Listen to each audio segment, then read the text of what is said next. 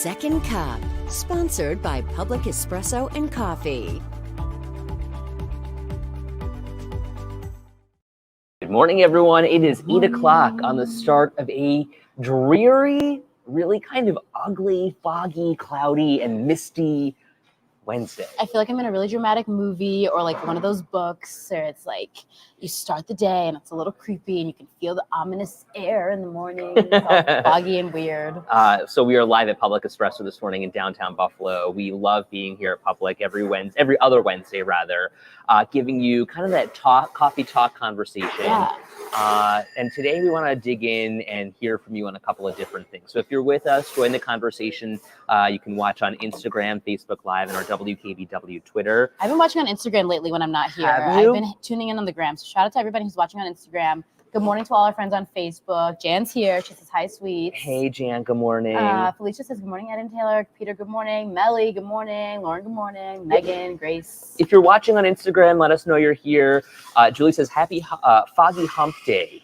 Yeah, what is it with today? It feels like something out of Very like weird. Halloween, doesn't it? Yeah, it feels very fall. Not very January Wednesday. It's like going to be 40 degrees, rainy, and like kind of gross, but we'll figure it out. We'll get through. Iceman716 on Instagram. Good morning. Glad you're with us. Good morning, friend. Peter says might be dreary, but Ed and Taylor are gonna brighten up the day. We're working on it. You know what I mean? We're putting our best foot forward and doing the best that we can. A couple of things we want to talk about this morning as we start you off on this Wednesday. Number one, did you see that love letter from Micah Hyde's wife to the city of Buffalo? How beautiful was that? We're going to dig into that. We also get your tissues if you haven't. Yeah. Oh my gosh, just so sweet.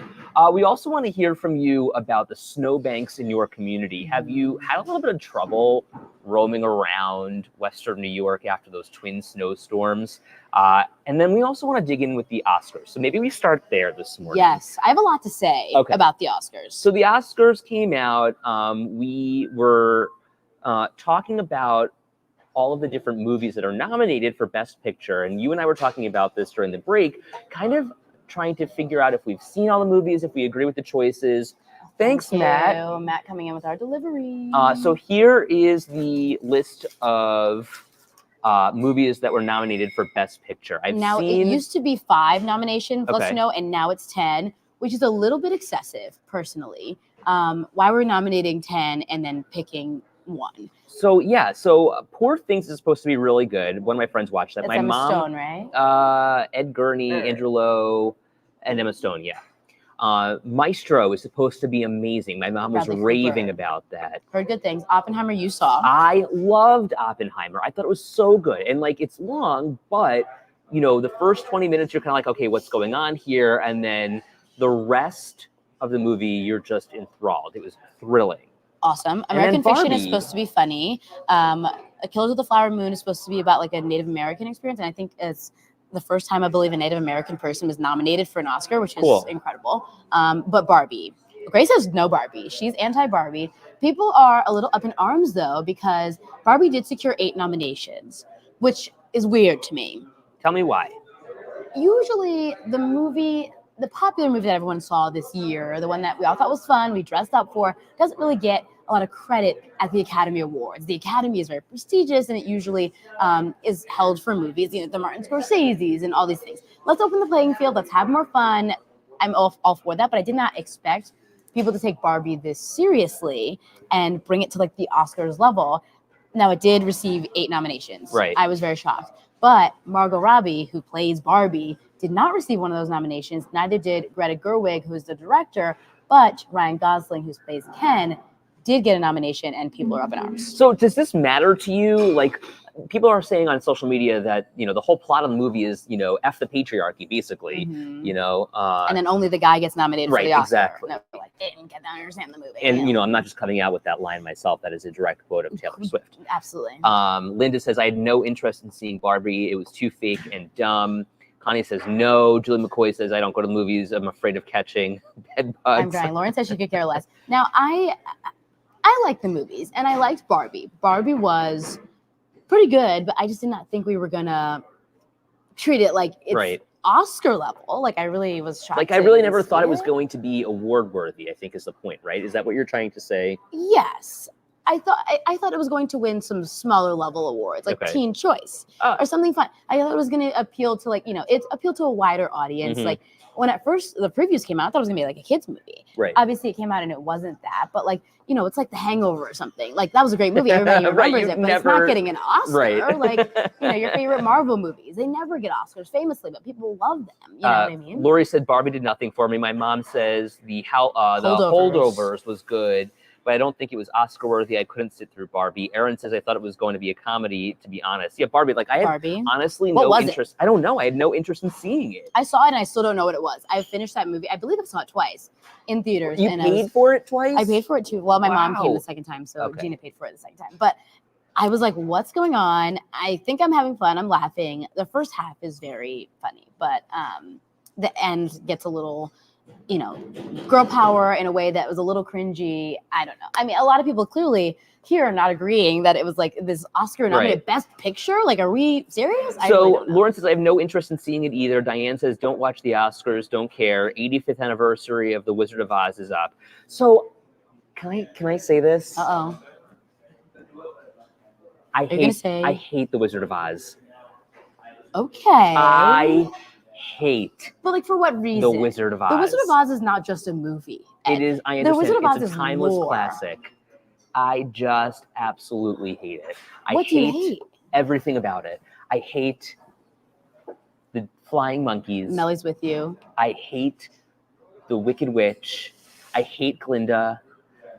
I love Toto. Like Judy Garland. Okay, how could you? I love Judy Garland. People are because- coming for you, as they should. Okay, but wait, let me tell you, I love Judy Garland because I am gay through and through.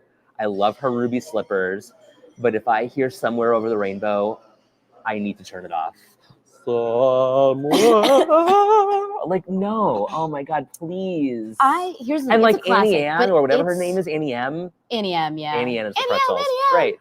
Oh my God, please. Like, stop whining. Your mom goes, you hate E.T. too. I hate E.T. Thank you, Erin.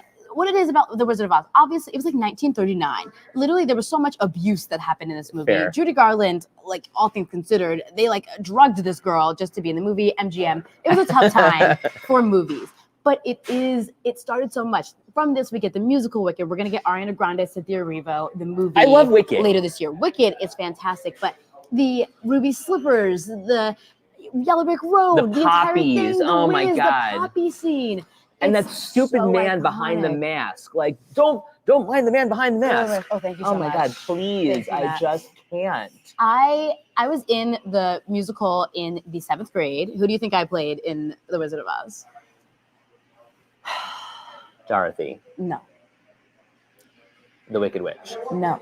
Glinda. She was the Cowardly Lion. I was the Cowardly Lion. I'll find pictures. It's very embarrassing. I had to use Oh this like God! And then she goes, courage. yeah. Oh my God! It's just a part of the culture. It's so good. I mean, like, there are things that are We wrong. welcome you to the That Lollipop Lollipop Guild. Guild, No, I want to Lollipop blow my Guild, brains the out li- watching this movie. And it, like, I hate 100%, like, that was scary. The flying monkeys are scary. Have you ever seen The Wiz?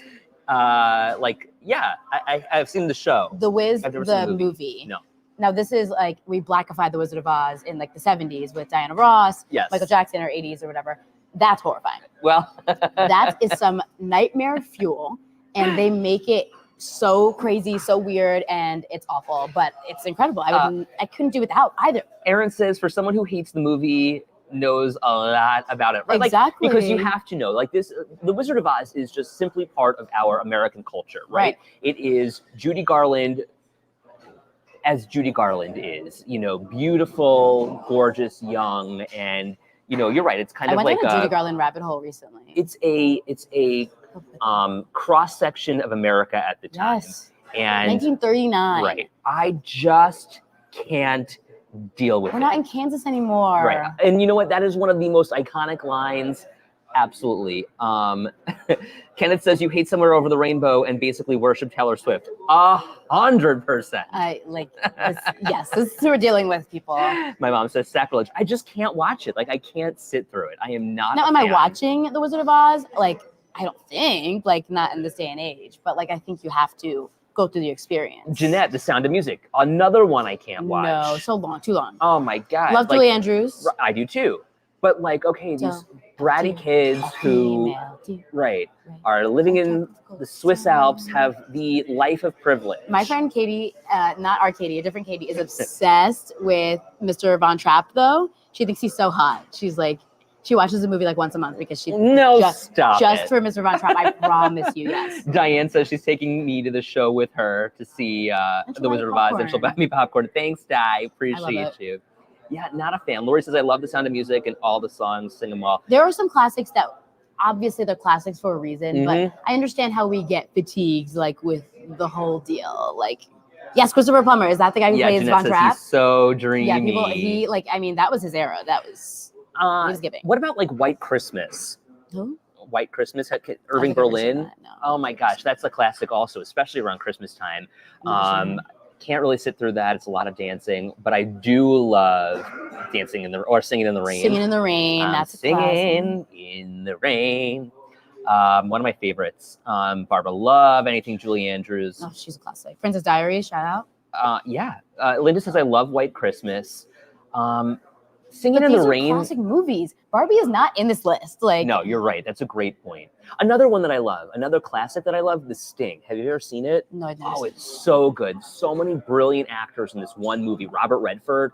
Oh, it's phenomenal. But it's basically all about kind of like these, like, I don't want to call them gangsters, and I don't want to call them mobsters, but they're kind of on that same playing field. Where they basically dupe somebody into this sting where they wind up stealing a lot of money. It's like a con. They're con men. And they wind up taking all of the money from this like horse racing scheme. And it's just so well done. And when is this from? Gosh, I think it's like the 70s. Con artist, my mom. Yeah, exactly. My Aunt Diane says The Wizard of Oz is her favorite movie. Oh, Aunt Diane. See, and she's all about the red. And 1973 is when The Sting came out. And Robert Redford, you want to talk about a hot actor? Oh my gosh, he is so handsome in that movie. Let's follow up. Jeanette says anything Audrey Hepburn. I'm also a big Never TCM seen Breakfast fan. at Tiffany's. Never seen that. Really? What is TCM? Turner Classic Movies. Oh. You can see a lot of classics that you never thought you would get into, and they're classics for a reason. Peter says, I'd like to see the original Bonnie and Clyde and Moonstruck. Okay. I'm seeing that. Hello, Robert Redford. Is he not so handsome? A little like Hasselhoff. Yeah, like early Hasselhoff. Love it. Okay. And Sue, good morning. Butch Cassidy and the Sundance Kid. Lori says Mary Poppins is my all-time Mary favorite. Poppins is so good. Just a spoonful of sugar helps the medicine go down. Love it. Kelly says Jimmy Stewart fan. Okay. Losing me, Kelly. Losing me. Wait, Connie says my husband loves it too. Connie, are you talking about The Sting? One of my favorite movies. It's a Wonderful Life. Aaron says that's a classic, Christmas classic. Paul Newman, my mom says. Carol says, Ed, you just don't like old musicals. You're too young. See, but I don't know that that's true because I really do value older. You just said you like Singing in the Rain. Cultural things. Yeah, like, and I love like the nostalgia of it. I just think it's painful to sit through. And like so here's a good case in point. We were watching The Honeymooners over the weekend. Russell loves The Honeymooners. No idea. And he also loves The Three Stooges, which I think is the dumbest show in the entire world. But we were watching The Honeymooners, and it's hard for me to watch that too, because the way Ralph Cramden treats Alice bothers me so much, as if Alice is like, so beneath him. But like, that was just a cultural commentary, right? I mean, like when The Honeymooners were on, it was the way women were treated. Men were treated a whole lot better than women were. And that drives me nuts. Yeah, it's wild. When you watch things back, the fact that these things flew and were accepted and were, touted and awarded, you're like, how was this ever a thing at the time? Right. Like, what? I don't know. Shasha's Phantom of the Opera. Love a good Phantom of the Opera. Love Phantom. Great movie. On and off. When the chandelier comes crashing down. Right. My mom and dad don't love Phantom of the Opera. I love the music though. It's a little creepy.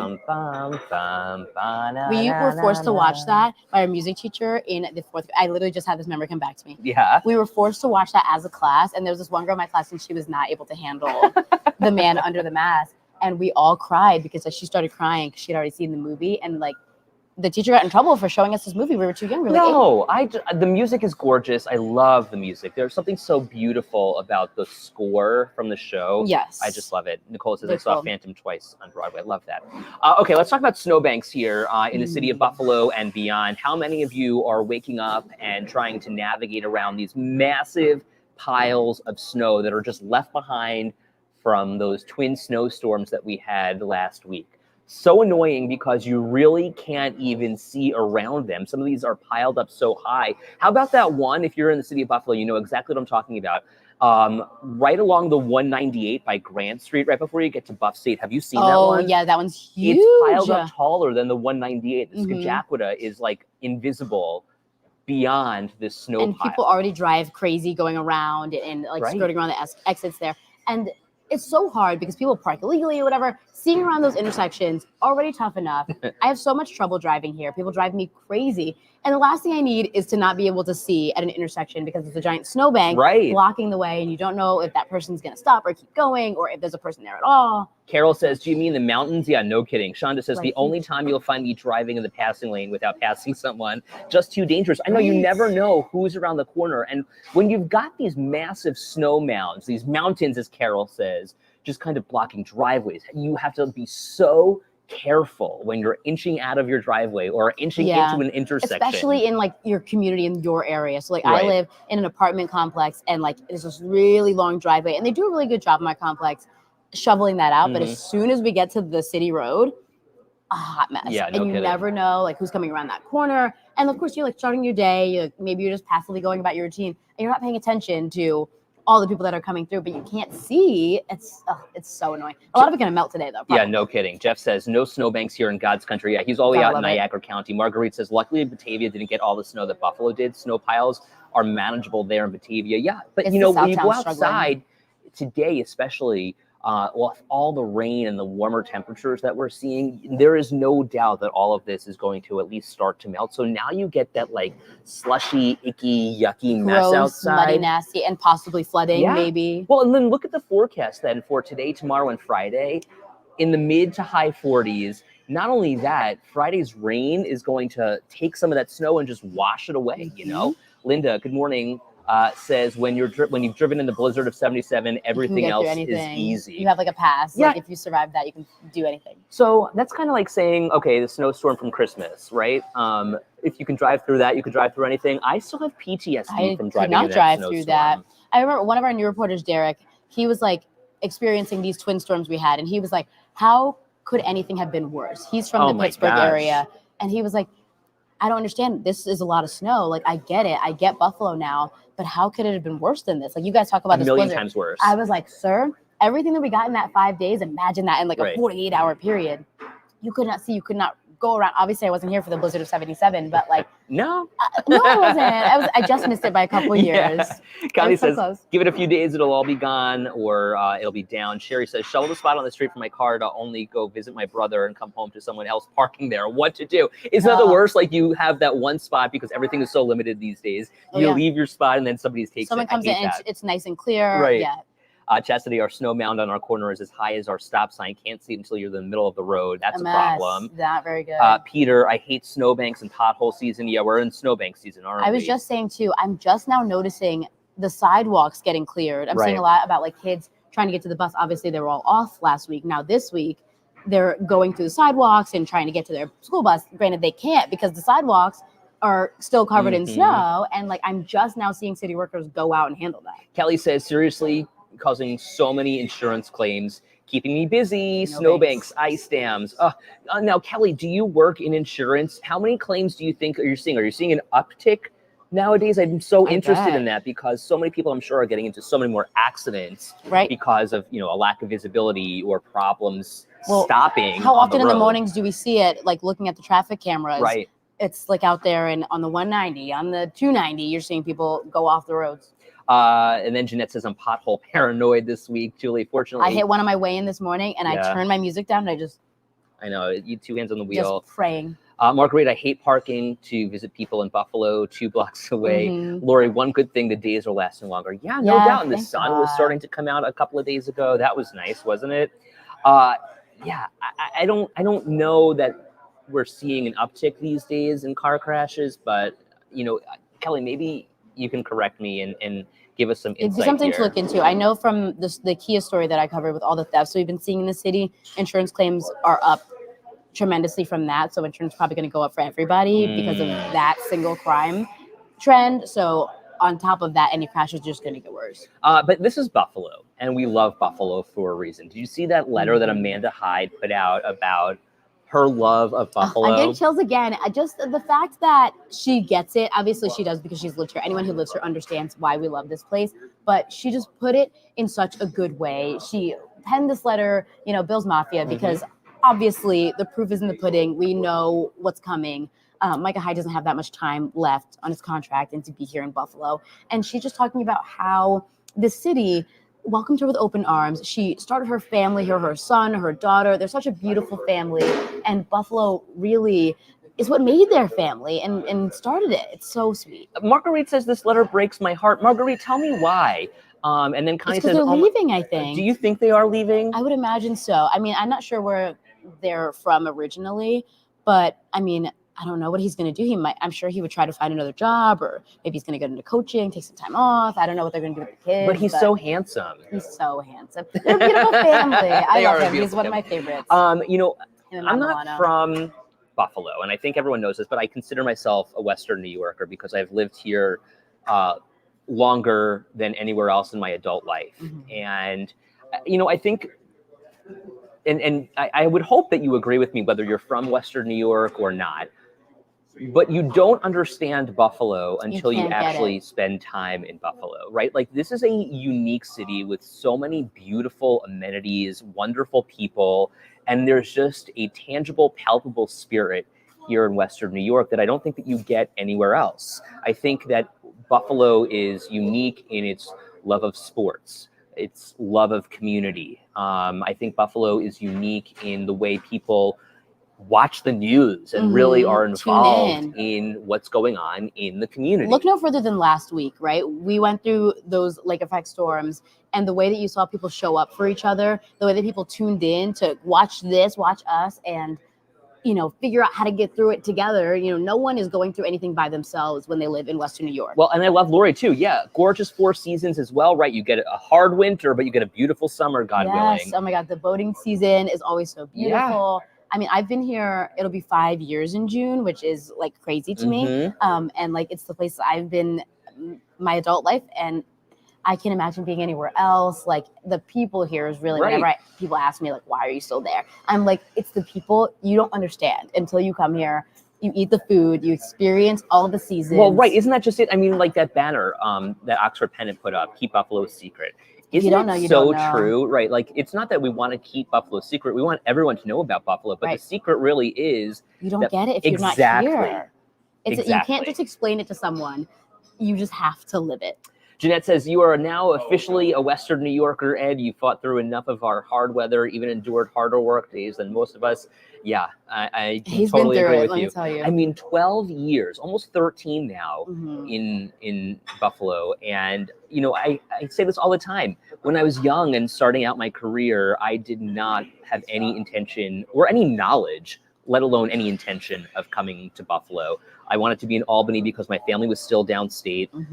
But when my best friends from college lived on Grand Island. So I was like, okay, whatever, I'll take a chance. Hang out with my Niagara friends. Falls is there. Yeah, I was like, this could be a cool place. But I came to the city to interview. The waterfront put me over the edge. I ate lunch at Templeton Landing. You got off the airplane, you saw the buffaloes that are just posted up everywhere at every exit. And I thought that was so cool. And you don't get that anywhere else. It is a unique element to living in the city of Buffalo. I was only supposed to be here for 1 year. It was supposed to be a 1-year program. The pandemic really is what kept me here, but then the people and the experience here is what's leading me to stay here now. Right. And it's been such a joy. I remember I didn't know anything about Buffalo. This is the only job I applied for. And I was like, you know what? I went to school in Syracuse. God bless anyone who's from Syracuse. I couldn't stand it. And I came to Buffalo, and it was such a breath of fresh air. And I'm such a sports fan. I've literally become, like, I am a Bills fan. I am a Western New Yorker. I live here now. It's just, you can't get anywhere else. Peter's right. And Ed, look at the bright side of Buffalo. You met Russ. I know. It's your life now. Can you imagine? No, I can't imagine life any other way. And, you know, you have these goals and dreams, and, you know, just like Micah Hyde, his whole family was started here in Buffalo. Mine is too. It'll hold a place in the Hyde's hearts and our hearts forever. Yeah. For sure. Listen, we got to get the show on the road. We appreciate you being with us. We love Buffalo. We love you. We're back tomorrow at 8 o'clock for Second Cup. Have a great Wednesday, everyone. Bye.